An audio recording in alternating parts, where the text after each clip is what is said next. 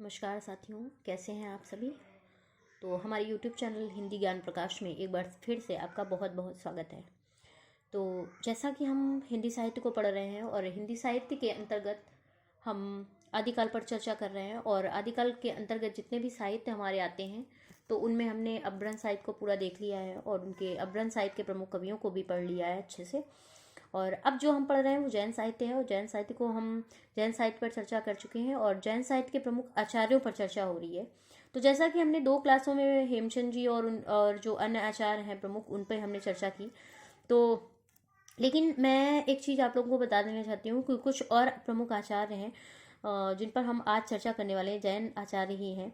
तो मुझे लगता है कि आपके कोई भी आचार्य, कोई भी मतलब ऐसा महत्वपूर्ण टॉपिक है वो जो छूटे ना, आपका प्रश्न कहीं से भी बन सकता है। इसलिए मैं आज की स्पेशल क्लास आपके जो भी जैन आचार्य शेष रह गए थे तो उन पे मैं आज चर्चा करने वाली हूँ, ताकि आपका कोई भी एक एक पॉइंट जो है आपके लिए बहुत महत्वपूर्ण है होने वाला है, तो आपका कोई भी पॉइंट छूटे ना। इसलिए मैं आज जैन साहित्य पे चर्चा करूंगी।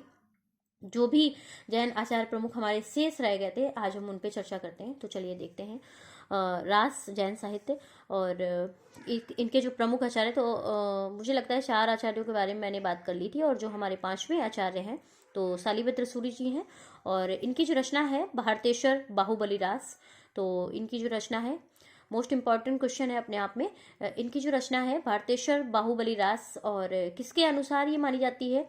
तो मुनिजिन, एक और पॉइंट है इसमें कि मुनिजिन विजय ने इस ग्रंथ को जैन साहित्य परंपरा का प्रथम रास ग्रंथ माना है। अब देखिए ये पॉइंट अपने आप में महत्वपूर्ण पॉइंट होने वाला है कि मुनिजिन विजय ने इस ग्रंथ को जैन साहित्य परंपरा का प्रथम रास ग्रंथ माना है।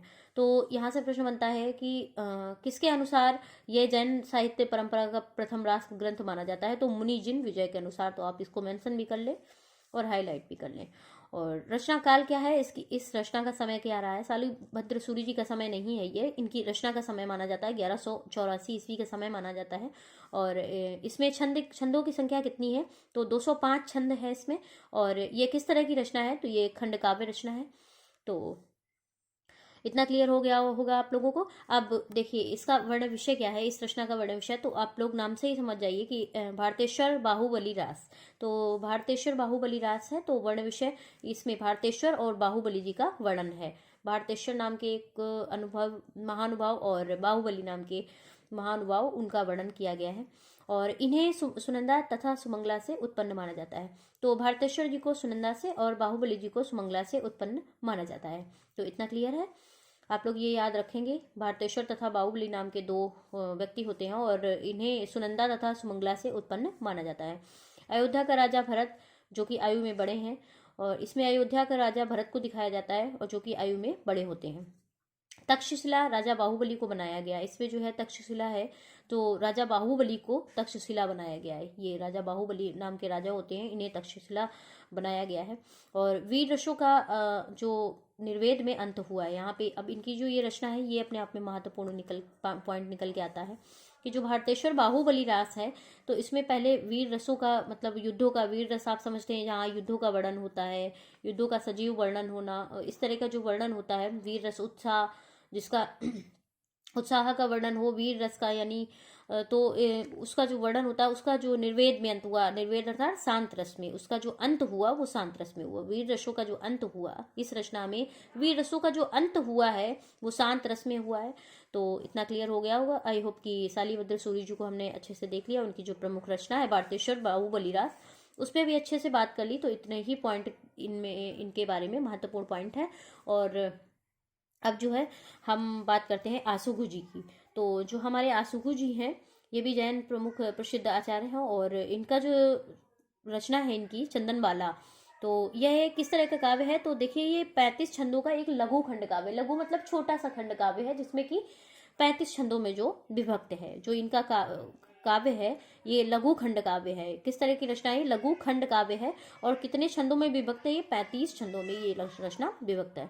और इस का रचना काल का समय जो माना जाता है वो 1200 ईस्वी के लगभग का समय, एग्जैक्ट समय ये नहीं है लेकिन 1200 की ईस्वी के आसपास का ये समय माना जाता है। तो आप इसे भी मेंशन कर लें। और आसुगु जी ने इसकी जो रचना की है, ये चंदनबाला नाम की जो रचना की है, जिला जालौर में की है। तो आप लोग बताएं कमेंट्स में कि जालौर कहाँ पड़ता है। और इनकी नायिका कौन है, तो नायिका स्वयं चंदनबाला ही है। और चंदनबाला कौन होती है, चंपा नगरी के शासक दधिवाहन की पुत्री हैं ये, और इनका अपहरण कर लिया जाता है। तो किसके द्वारा कर लिया जाता है, तो कौशाम्बी के जो शासक हैं शतानीक ने चंपा पर आक्रमण किया, और शतानीक के सेनापति ने चंदनबाला का अपहरण कर लिया। अब देखिए, कौशाम्बी के शासक शतानीक ने चंपा पर आक्रमण किया। शतानीक नाम के एक वो हैं राजा जो कौशाम्बी के शासक हुआ करते हैं, और शतानीक के सेनापति, जो शतानीक के सेनापति हैं, तो उन्होंने चंदनबाला का अपहरण कर लिया। तो इतना क्लियर है। कौशाम्बी के शासक शतानीक ने चंपा पर आक्रमण किया, और शतानीक के जो सेनापति थे उन्होंने चंदनबाला पर अपहरण कर दिया। और चंदनबाला को एक सेठ के यहाँ बेच दिया जाता है। तो जिससे जो है बहुत परेशान होकर के जो वो होती हैं चंदनबाला जी, तो इन सबसे परेशान होकर उन्होंने एक महावीर से जैन धर्म की दीक्षा प्राप्त कर लेती, महावीर को गुरु बना लेती हैं और जैन धर्म की दीक्षा प्राप्त कर लेती हैं। तो इतना क्लियर है। तो इस तरह की जो कृतियां हो रही हैं इसमें, ये जो कृति है ये किस तरह की कृति है, तो करुणात्मक कृति है। तो यहाँ पे मतलब इतना ऑफिस सी बात है ना, इस तरह का जो वो हो रहा है इसमें, जो चंपा का अपहरण कर लिया जाता है, तो करुण रस की ही प्रधानता है इसमें। तो करुण रस की ही प्रधानता है, और इसमें ये किस तरह की कृति मानी जाएगी, करुणात्मक कृति है। तो आप इसे भी मेंशन कर ले। और जो भावनाओं की मार्मिक अभिव्यक्ति है, यानी कि जिसमें जो भावनाओं को है इस रचना में, जो इन सब के मार्मिक मन की जो भावनाएं हैं उनकी अभिव्यक्ति बहुत अच्छे से की गई है। तो इसमें भावनाओं की जो मार्मिक अभिव्यक्ति है, तो जितने भी पॉइंट इसमें महत्वपूर्ण थे इनकी इस रचना में चंदनबाला में, वो मैंने आपको बता दी है। तो मेंशन कर लें, आप लोग को ध्यान रखें थोड़ा सा। अब इनकी एक नेक्स्ट रचना और है, जीव दया रास। ये भी इनकी प्रमुख रचना है। तो इसका जो समय रहा है 1201 ईस्वी का समय रहा है, और अब ये 1200 ईस्वी के लगभग का समय है चंदनबाला का, और जीव दयारास का जो समय रहा है 1201 ईस्वी के लगभग का समय रहा है। इसके रचनाकार कौन है, इसके भी रचनाकार आसुगु जी हैं। और वर्ण विषय क्या है, तो जैसा कि रचना का नाम दिया हुआ है जीव दयारास, तो जीवों पर दया करना, और रास मतलब रास का अर्थ यहाँ पर दिया जाता है धर्म संबंधी विचार। जो धर्म संबंधी विचार हैं वो भी, उनकी भी अभिव्यक्ति इसमें ग्रंथ में की गई है। और इसमें जो छंद की संख्या है वो कुल 58 छंद है। पहली वाली रचना जो इनकी है चंदनबाला, तो उसमें 35 छंद का एक लघु खंड काव्य माना जाता है। और जो जीव दयारास इनकी रचना है उसमें कुल 58 छंद है। और ये काव्य रूप कैसा है, किस तरह की रचना है, तो ये मुक्तक रचना है, मुक्तक काव्य रूप है। और इसमें जो किस रस की प्रधानता है, तो ये शांत रस की प्रधानता है इसमें, ये शांत रस है इसमें। तो आई होप इतना क्लियर हो गया होगा आप लोगों को बहुत अच्छे से। तो उतना क्लियर है। अब चलते हैं हम, जिन धर्म शूरी नाम के हमारे एक आचार्य हुए हैं, तो 7 नंबर मुझे लगता है, हाँ 7 नंबर के हैं। और जिन धर्म सूरी, तो इनकी जो रचना है स्थूल भद्र रास, तो इनकी जो ये रचना है स्थूली भद्र रास, इनकी रचना का काल क्या रहा है, रचना काल क्या है, समय क्या रहा है, रचना काल 1209 ईस्वी का समय माना जाता है। तो इसका वर्ण विषय क्या है, तो स्थूली भद्र का उषा नामक वैश्या के साथ प्रेम में लिप्त हो जाना, अंत में कोशा का जैन धर्म में दीक्षित हो जाना। अब देखिए यहाँ पे क्या वर्णन है, तो स्थूली नाम जो स्थूली भद्र जी होते हैं इसमें वर्ण विषय में, मतलब स्थूली भद्र जी जो है उनका जो है उषा नामक एक वैश्या होती है, उनके प्रेम में ये लिप्त हो जाते हैं। और अंत में क्या होता है कि कोशा का जैन धर्म में दीक्षित हो जाना। कोशा जो पहले ब्राह्मण हुआ करती थी, इस तरह का पॉइंट इसमें दिया गया है। तो अंत में कोशा का जैन धर्म में दीक्षित हो जाना। कोशा पहले ब्राह्मण हुआ करती थी, और बाद में अंत में क्या हुआ कि कोशा जो होती हैं तो वो पहले ब्राह्मण थी, और बाद में उन्होंने जैन धर्म में दीक्षित हो गई वो। तो इनका प्रधान रस क्या है, शांत रस है। और काव्य रूप किस तरह का काव्य रूप है ये, तो खंड काव्य है ये। और इसकी जो भाषा क्या है, अपभ्रंश प्रभावित हिंदी मानी जाती है।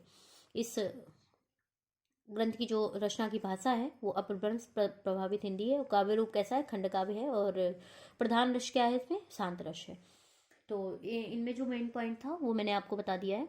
अब नेक्स्ट हमारे जो है विजय सेन सूरी, इनको हम बहुत संक्षिप्त में पढ़ेंगे, क्योंकि मैंने इसलिए ये क्लास आप लोगों को दी है, मतलब इसलिए ये आप लोगों के लिए जो भी हमारे शेष कवि आचार्य रह गए थे, जैन आचार्य, मैं नहीं चाहती कि कहीं से भी कोई प्रश्न छूटे, तो इसलिए मैंने आप लोगों के लिए ये क्लास, स्पेशल ये क्लास जो है हम आपके लिए दे रहे हैं। और विजय सेन सूरी जी हैं, विजय सेन सूरी जी हैं। इनकी जो रचना है रेवंत गिरिरास, जिसका समय रहा है, तो किसके अनुसार 1231 का इसका समय माना जाता है, लेकिन किसके अनुसार ये समय माना गया है? डॉक्टर नगेंद्र के अनुसार 1231 का समय ये मानते हैं। डॉक्टर नगेंद्र जी रेवंत गिरिरास का जो समय मानते हैं 1231 का समय मानते हैं। तो दो प्रश्न यहाँ से बनते हैं कि किसके अनुसार ये समयावधि है, तो डॉक्टर नगेंद्र के अनुसार माना जाता है। और इसका वर्ण विषय क्या है? रेवंत तीर्थ स्थल। रेवंत जो है वो एक तीर्थ स्थल है, गिरी, जैसा कि गिरी माने पर्वत होता है, तो रेवंत तीर्थ स्थल का इसमें वर्णन किया गया है। और तथा नेमिनाथ की प्रतिमा का भी वर्णन है, चित्रण किया गया है। नेमिनाथ की जो प्रतिमा है उसका भी वर्णन किया गया है। अब गिरनार के जैन मंदिरों के जीर्णोद्धार का वर्णन है। यहाँ पे जो है गिरनार के जो जैन मंदिर हुआ करते थे उनके जीर्णोद्धार का भी वर्णन किया गया है। प्रकृति का चित्रण भी इसमें किया गया, जैसा कि आप रेवंत गिरी मतलब पर्वतों, जैसे आप रचना में समझ सकते हैं, रेवंत तीर्थ स्थल है, पर्वत होंगे वहाँ, तो प्रकृति का भी चित्रण है इसमें। और काव्य कैसा है? मुक्तक काव्य है ये। और इसकी भाषा क्या है? इसकी भी भाषा अपभ्रंश प्रभावित हिंदी है। ज़्यादातर जैन आचार्यों को द्वारा जो रचनाएं हुई वो उनकी भाषा अपभ्रंश प्रभावित हिंदी ही मानी जाती है। तो इस तरह की जो भाषा है इनकी, तो आप लोग इसे ध्यान रखें, मेंशन करते चलें। और जो शांत रस की ही प्रधानता है इसमें भी, ये भी शांत रस में है।